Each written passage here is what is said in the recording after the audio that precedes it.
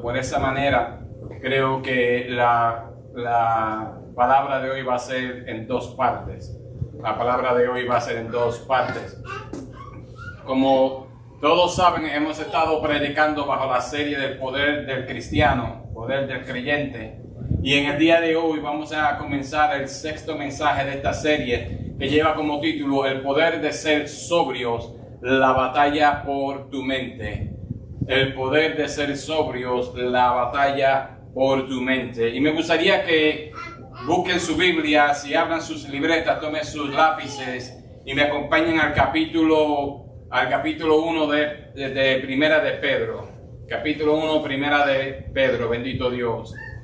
Cuando nosotros hacemos un recorrido por el Nuevo Testamento, yo creo que es imposible el no notar que el contribuidor mayor de contexto y de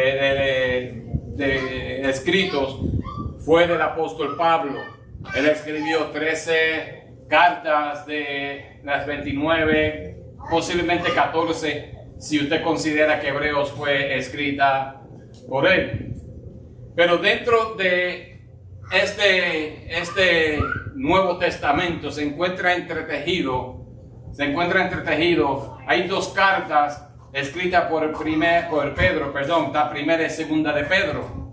Pedro fue una persona sin educación, pescador, un hombre tosco, brusco, de palabra.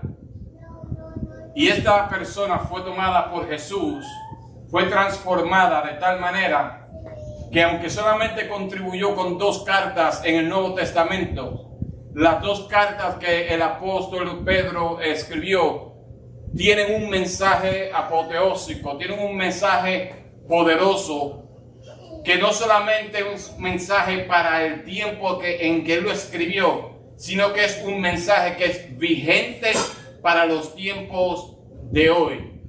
Un mensaje que es vigente para los tiempos de hoy. Pedro trata diferentes temáticas. Él trata sobre la tribulación, tiempos difíciles. Él habla de herencia, él habla de esperanza, él habla de salvación. Y en el día de hoy, yo voy a estar usando, el día de hoy y el domingo que viene, yo voy a estar usando como punto de partida el versículo 13 de Primera de Pedro. El versículo 13 de Primera de Pedro. Y voy a dar lectura. Dice la palabra, por tanto, es una palabra bien importante, por tanto, esa palabra griega, dio, es una palabra muy importante porque se conoce como un término de conclusión,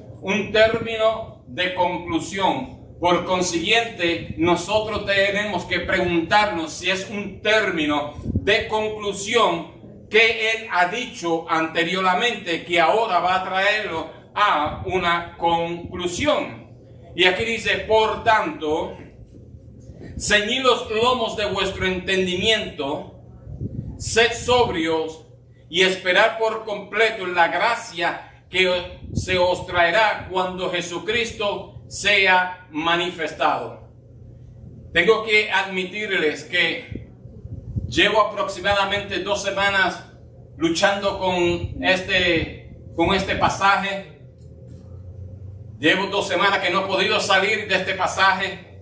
Y he estado trabajándolo en mi mente, he estado trabajándolo en libreta, he estado trabajándolo de toda manera para ver cómo poder traer la palabra de tal manera que sea una palabra efectiva y que penetre en nuestros corazones. Y llegué a la conclusión que tengo que regresar a lo básico. Y lo básico es hacer una exégesis o una exposición de la palabra para que entonces nosotros podamos capturar ese mensaje tan poderoso que Pedro nos quiere hablar a nosotros. El poder de una mente sobria, Bendito Dios, la batalla por la mente. Cuando nosotros comenzamos a leer en Primera de Pedro, vemos los versículos uno que comienza de tal manera. Pedro, apóstol de Jesucristo. Y esto es importante porque no solamente se está identificando cómo era la costumbre de esos tiempos como el escritor de esta carta, sino que está usando la palabra apostolos Jesucristo, diciendo en otras palabras, yo vengo a ustedes con autoridad. Yo vengo a ustedes con una autoridad para poder presentarles la palabra que voy a presentar en este escrito. Y después sigue escribiendo a los expatriados de la dispersión en Pontio, Galacia, Capadocia, Asia y Bitinia. Empieza a hablar de unos lugares que eran extranjeros para Jerusalén, eran unos lugares lejanos, y es obvio que habían, por causa de la persecución que se había desatado con la iglesia primitiva, había cristianos que se habían esparcido por toda lo que se conoce como Turquía, todo el área de Asia Menor. Todos estos lugares se consideran el Asia Menor, o el área que nosotros conocemos hoy como Turquía. Por ahí hasta allá había llegado los cristianos huyendo de lo que estaba sucediendo con la persecución. Y entonces en el versículo 2 comienza con una palabra muy poderosa, porque en el versículo 2 dice elegidos según la presencia de Dios Padre en santificación del Espíritu. A estas personas que se encuentran en un lugar extranjero, a estas personas que estaban huyendo, a estas personas que estaban con dolor, a estas personas que se consideraban que por causa de la persecución ya no, quizás ni eran parte de ellos, quizás pensaban ya por lo que estoy pasando, por esta persecución, por estos tiempos difíciles, quizás ya ni siquiera soy parte del rebaño. Y yo sé que hay muchas personas en los tiempos de hoy que consideran que por causa de la circunstancia, de las dificultades, de las tribulaciones que están pasando, muchas veces se preguntan si son o no son. Muchas veces preguntan, Dios, ¿estás tú conmigo o no? ¿Soy yo cristiano o no? O sea, que nosotros nos encontramos espiritualmente hablando, quizás nos encontramos en Ponto, Galacia, Capadocia, o sea, nos encontramos quizás nos consideramos extranjeros al amor de Dios, extranjeros al poder de Dios, extranjeros a la mano fuerte del Dios Todopoderoso. Pero Pedro entonces, conociendo esto, conociendo la audiencia, conociendo que estas personas tuvieron que huir de sus hogares, tuvieron que dejar todo, le está diciendo a ellos entonces, aunque ustedes estén en tierras lejanas, ustedes siguen siendo elegidos de Dios. Y hoy yo vengo a decirle a alguien que aunque usted se encuentre en tierra lejana espiritualmente hablando, usted es un elegido, usted es una elegida del Dios Todopoderoso. Yo sé y no voy a entrar en la doctrina de la elección. Es algo profundo, es algo que es poderoso. Pero si voy a decir algo sobre la doctrina de la elección, cómo es que desde antes de la fundación del mundo ya Dios nos había escogido y predestinado. Si voy a decir algo, por favor, presten atención, tome nota de esto que voy a decir. La elección es aquel acto supremo de Dios que nos liberta, que nos ha dado la libertad de las garras del pecado, para que entonces nosotros podamos ejercer la fe para recibir la gracia de Dios sobre nuestras vidas.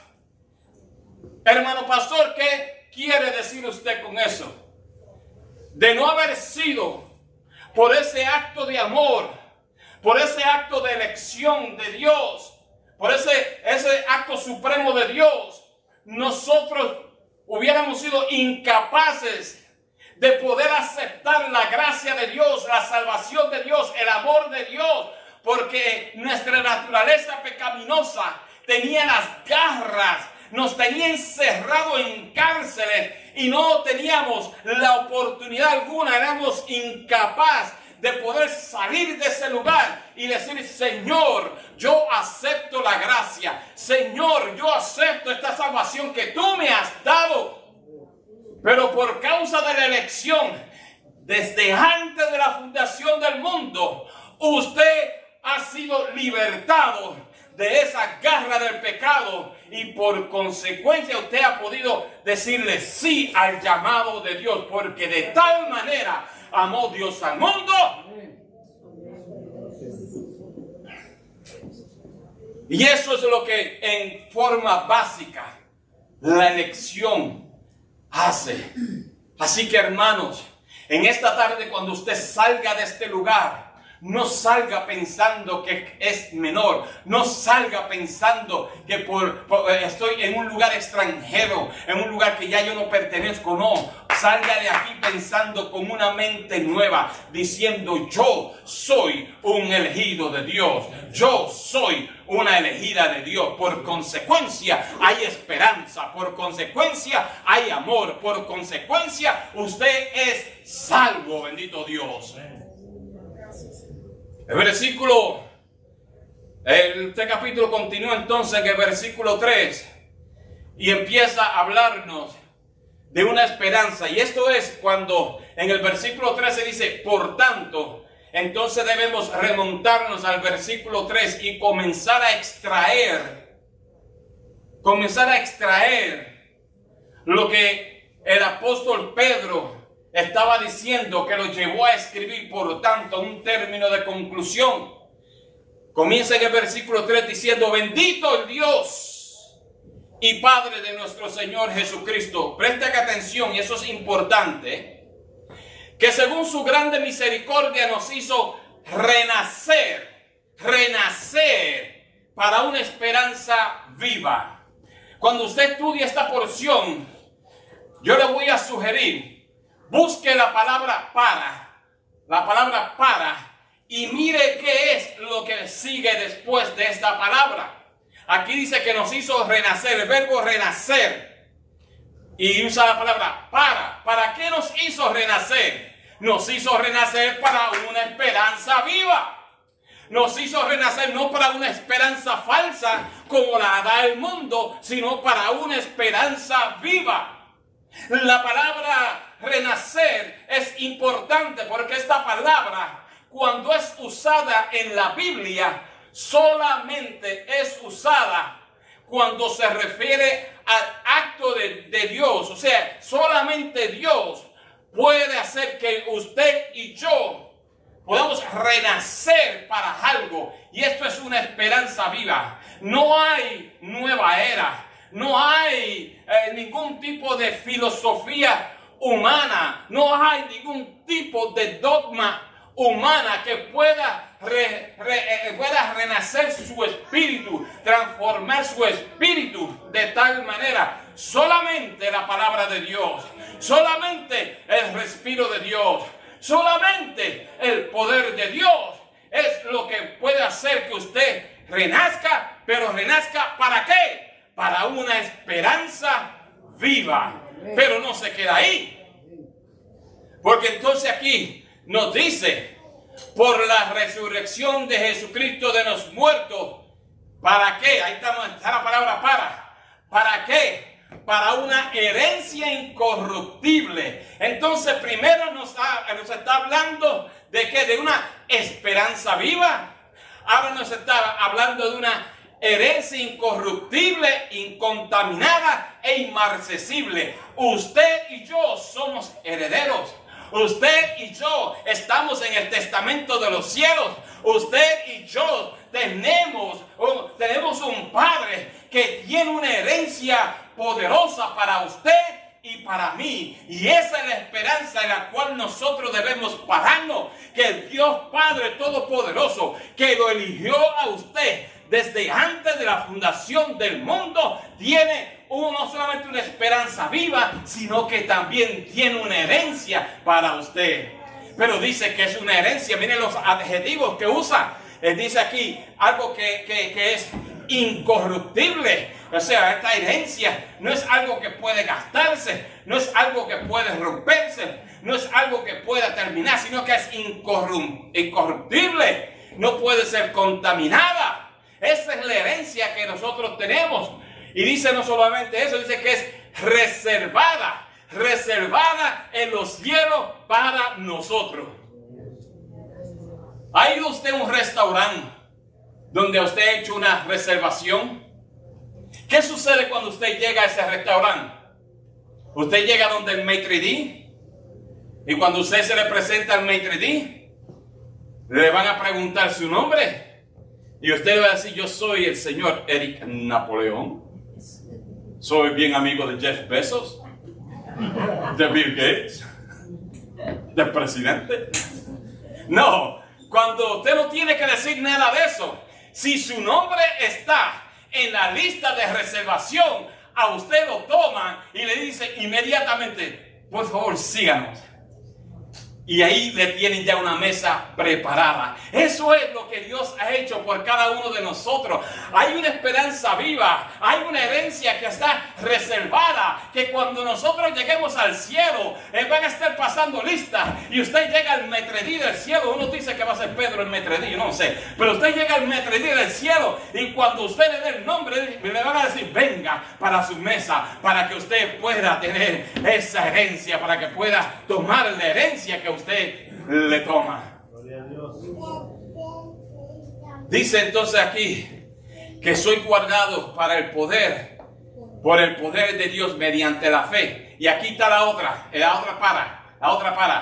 para alcanzar la salvación que está preparada para ser manifestada en el tiempo postrero. O sea, tenemos una esperanza viva, tenemos una herencia reservada. Y aquí dice lo tercero, que hay una salvación para usted y para mí. Hay una salvación que ya es reservada, que va a ser manifestada. Estamos aquí, ya somos salvos. Y estamos trabajando nuestra salvación día a día, lo que se conoce como salvación progresiva. Pero lo que el apóstol está hablando, él está hablando de un tiempo escatológico. Él está hablando de un tiempo del fin. Y él está diciendo: va a llegar un tiempo donde la salvación de usted va a ser completada, va a ser concreta. En otras palabras, después de eso, no hay que preocuparse más, porque la salvación de Dios es perfecta y es única. Si usted cree esto, denle un aplauso al Señor. Tengo que darle un aviso. Yo predico mejor cuando ustedes me ayudan. Alabado sea Dios. Entonces, aquí nos encontramos con el apóstol Pedro diciéndonos, hablándonos de estas tres cosas. Y eso nos lleva al versículo 13. Al versículo 13, donde entonces nos dice: por tanto, por causa de esa esperanza, por causa de esa herencia, por causa de esa salvación, yo le voy a dar a ustedes unos imperativos. Le voy a dar unos imperativos.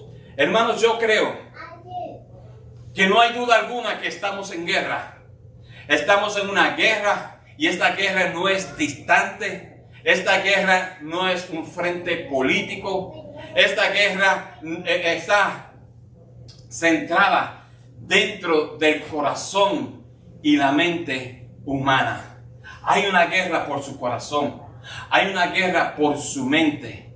Lo poderoso de esta guerra es que peligroso es que esta guerra es silenciosa, pero tiene consecuencias eternas.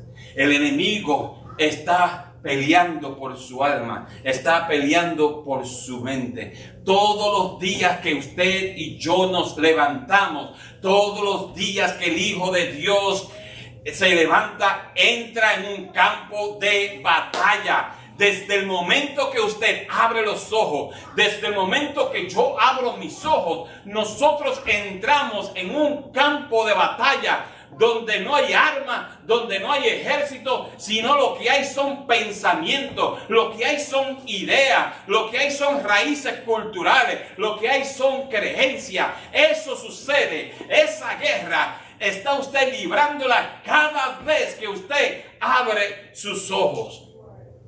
La Biblia nos da ejemplo de qué puede pasar, qué peligro, qué puede suceder cuando una persona permite que el enemigo de las almas infiltre el corazón, infiltre las emociones, se infiltre en nuestra mente. Si nosotros vemos la historia de David, ¿qué sucede con David? David llega un momento cuando los reyes estaban saliendo, cuando tenían que salir para la guerra. David decide quedarse atrás en el palacio y él daba vuelta, porque esto no fue que el ejército salió un día y regresó el mismo día. Ellos salían y a veces estaban un mes, 2 meses, eran unas campañas largas.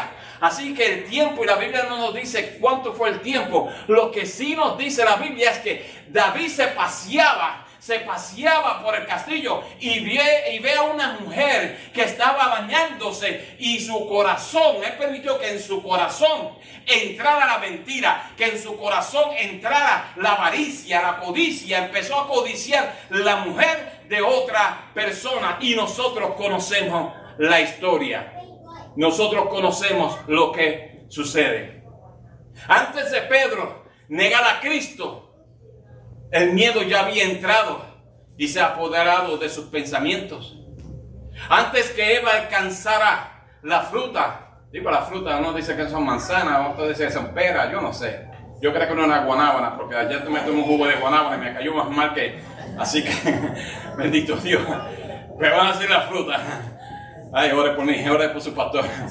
Antes de que Eva alcanzara la fruta, la serpiente ya había plantado una mentira. Hermanos, la mente es el centro de comando del alma, de su espíritu. Y quien controla su mente, controla su corazón. Quien controla su corazón, controla los resultados espirituales de su vida. Entonces, ¿qué vamos nosotros a permitir que entre en nuestros espíritus? ¿Qué nosotros vamos a permitir, bendito Dios?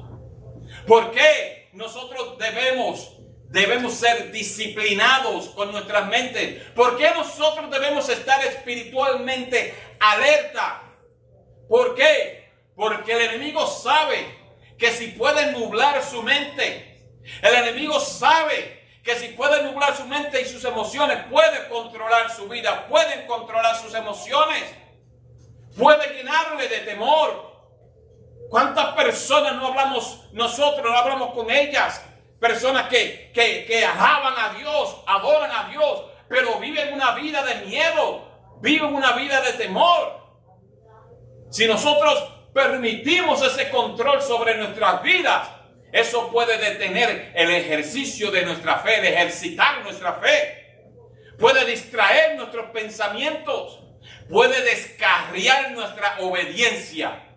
Hello. Descarriar nuestra obediencia. Hermanos, la batalla comienza mucho antes de la acción. El apóstol Pedro no nos da a nosotros un mensaje pleno, sino nos está hablando tampoco de una disciplina cognitiva, sino que nos está hablando de una supervivencia espiritual.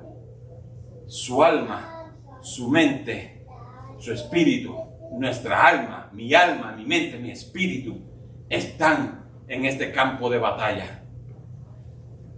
Dicho todo esto, yo pensaba esta mañana, en diferentes estrategias militares. Me recuerdo cuando la primera guerra del Golfo, me recuerdo ver antes de tomar las órdenes para partir para allá. Me recuerdo ver por las televisiones, nosotros esperando, tuvimos unos cuantos días esperando en un hangar de esos de los aviones, ahí dentro ya todo equipado, listo para salir y esperando que llegara la orden, el llamado para decir, móntese que se van. Y estuvimos ahí unos cuantos días, 72 horas, esperando. hasta que finalmente llegó la orden de salir. Pero en ese tiempo nosotros estábamos mirando la televisión y veíamos vez tras vez, tras vez, tras vez, cómo es que se decía, no, que si The National Guard, la Guardia de Irak es una guardia demasiado poderosa, es una guardia que no puede ser vencida. Y nosotros, y eso era lo único que se hablaba por días. Por días estábamos siendo bombardeados con estas mentiras. Por días estábamos siendo bombardeados con estos pensamientos, pero nosotros sabíamos mejor. Pero ¿qué sucede? El general de ese tiempo, Schwarzkopf, él tuvo una estrategia, se llenó de unas estrategias militares grandes. Hicieron lo correcto. La primera vez que se usa ese tipo de guerra, donde antes de llegar el personal de tierra, se hizo un ataque aéreo. ¿Un ataque aéreo para qué? Para derrumbar toda la infraestructura de defensa y de ofensiva. Y por días eso fue lo que se hizo. De mañana hasta la noche, bombardeo tras bombardeo tras bombardeo, hasta que llegó el punto donde ellos se rindieron antes de nosotros llegar. Nosotros estábamos en vuelo, en mitad de vuelo, cuando nos dijeron, ya ellos se rindieron. Y nosotros, pues dale la vuelta de avión, vámonos de nuevo para Virginia Beach. No, tuvimos que llegar hasta allá porque teníamos misión que todavía cumplir y todo. Teníamos pozos petroleros que teníamos que asegurar y todo.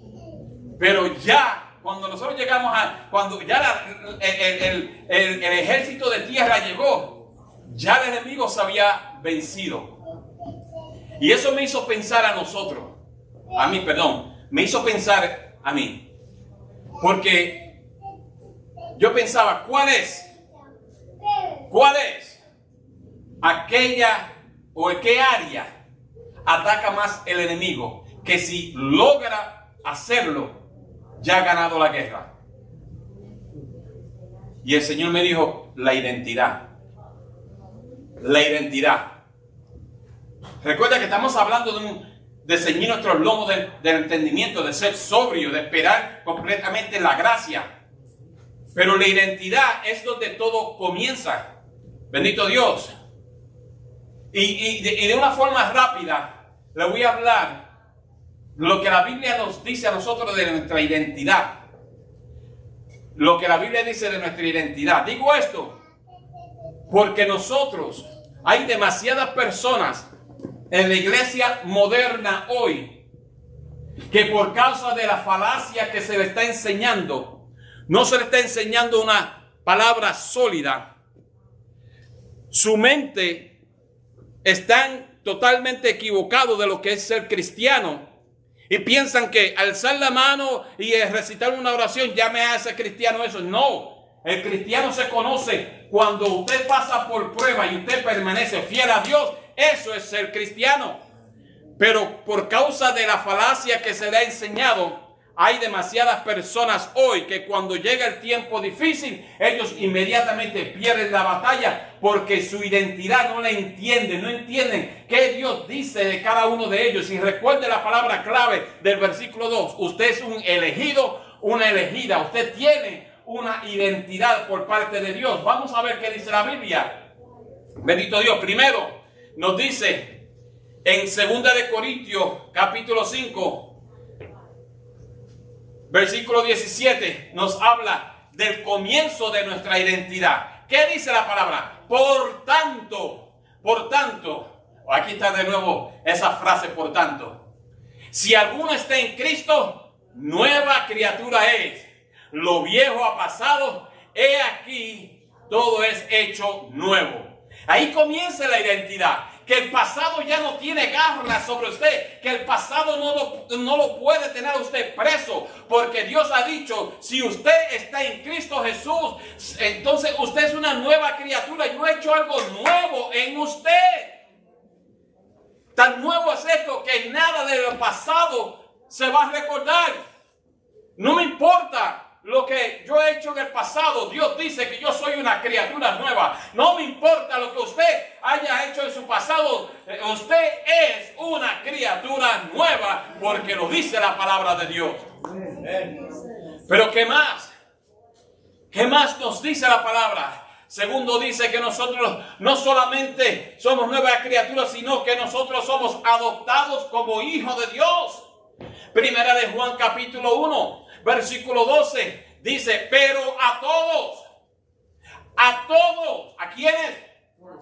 A todos los que le recibieron, a los que creen en su nombre, le dio potestad de ser hechos hijos de Dios. Entonces, usted es una criatura nueva, usted es un hijo de Dios adoptado en el reino, con todos los privilegios del reino. Gracias, Señor. Con todos los privilegios del reino. Pero tercero, ¿qué más dice la palabra?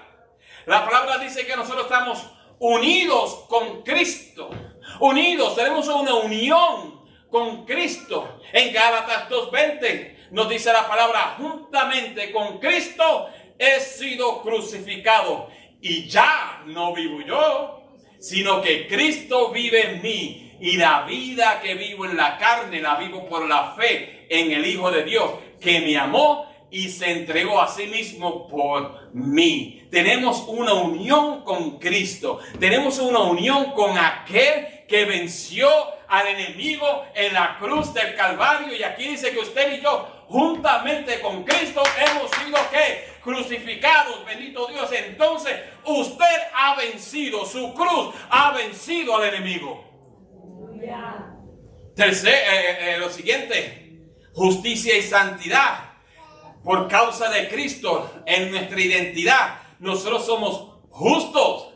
Nosotros somos justos.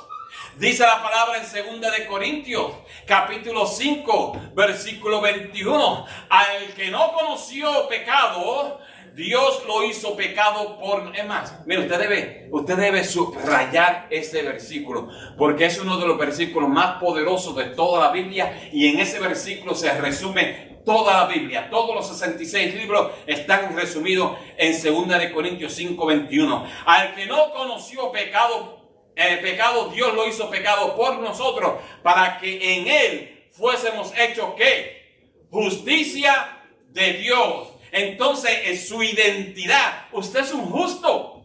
Por causa de Jesucristo, Dios lo ve a usted justo. No lo ve como ese pecador del pasado. No lo ve de esa forma, no. Lo está viendo usted justo, merecedor de la justicia y misericordia y bondades del reino.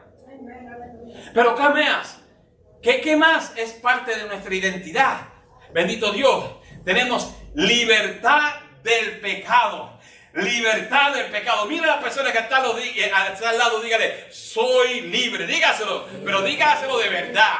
Dígaselo que usted lo quiere, dígale, soy libre. Sabemos, dice la palabra, Romanos 6:7, sabemos que nuestro viejo hombre fue crucificado juntamente con él, para que el cuerpo del pecado sea ¿qué? Invalidado, para que ya no seamos esclavos del pecado. Porque cualquiera que ha muerto ha sido liberado del pecado. Usted es libre. Usted es libre. Las garras del pecado ya no tienen autoridad sobre usted, porque eso es lo que tenía. El pecado tenía sobre usted esa garra y esa autoridad. Ay, como está lloviendo ahora, puedo predicar todo el mensaje completo.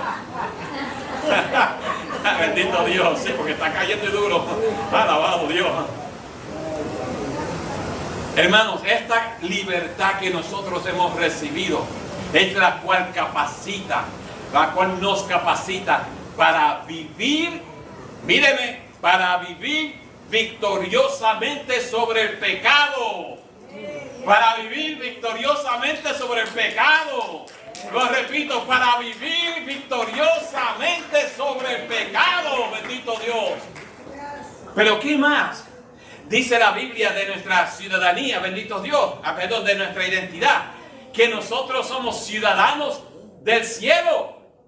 ¿Qué nos dice Filipenses 3:20? ¿Qué nos dice? Pero nuestra ciudadanía está en los cielos y esperamos de allí un Salvador, el Señor Jesucristo. Esta ciudadanía nos proporciona a nosotros una esperanza futura y una perspectiva que trasciende todas las preocupaciones terrenales. Se pegó el disco. Preocupaciones terrenales. Porque tenemos una ciudadanía. Vivimos en este mundo, estamos en este mundo, pero yo no sé, pero tenemos un pasaporte divino. Tenemos un pasaporte que el presidente de presidentes, el general de generales, ha firmado para cada uno de nosotros. Pero ¿qué más dice la Biblia sobre nuestra identidad? Ya estamos con esto por terminar. ¿Qué dice más la Biblia? Dice que somos, ¿qué? Embajadores del reino, embajadores de Cristo. Segunda de Corintios, capítulo 5, versículo 20. Por tanto, somos embajadores de Cristo, como si Dios rogara por medio de nosotros.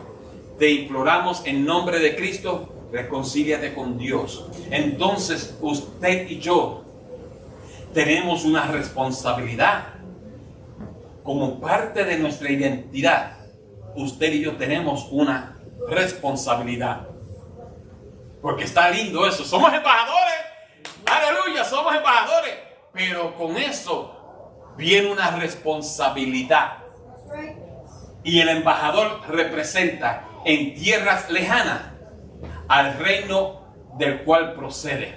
Entonces, si usted es un embajador de Cristo, si usted es un embajador del cielo, usted tiene que representar el cielo y a Cristo aquí en la tierra.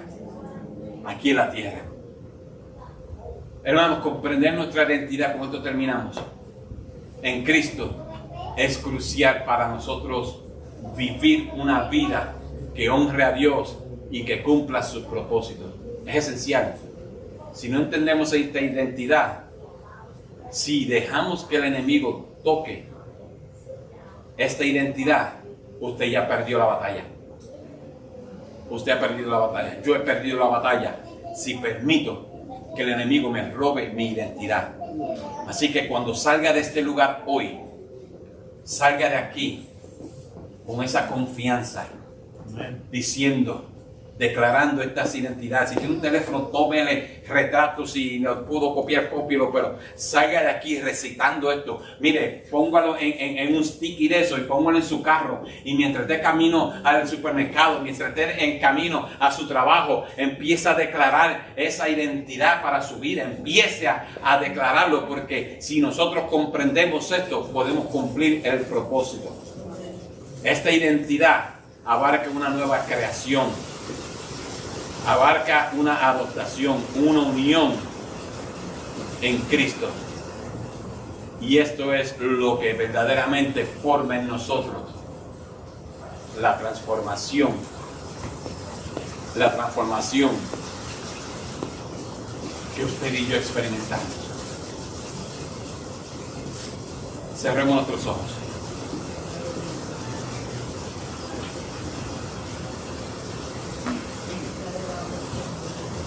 Padre, yo te doy gracias por esa palabra.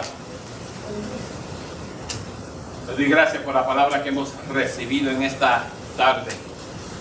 Te doy gracias por la adoración. Te doy gracias, Señor, por la alabanza que pudimos presentar delante de ti. Te doy gracias por las ofrendas que pudimos presentar, traer al alfolí. Pero Dios, te damos gracias por esta palabra. Te damos gracias porque hoy has empezado a hablarnos del poder de una mente sobria, de un cristiano que sea sobrio. Si nosotros nos has hablado, empezamos por la identidad, a creer que somos elegidos, a creer que nos han hecho renacer para una esperanza viva, para una herencia incorruptible y para una salvación reservada. Entonces, Dios, la batalla ya la tenemos ganada. Yo te pido que tú toques a toda persona que esté al alcance de este mensaje hoy. Que tú los toques de tal manera que ellos puedan internalizar esta identidad y que puedan decir: yo soy libre, yo soy justo, yo estoy unido con Cristo, yo soy un embajador, yo soy una nueva criatura. Porque es ahí, en ese campo de batalla de la mente, donde comienza la victoria. Y ya ellos, Señor, han vencido. Yo te doy gracias en el nombre de Jesús. Amén.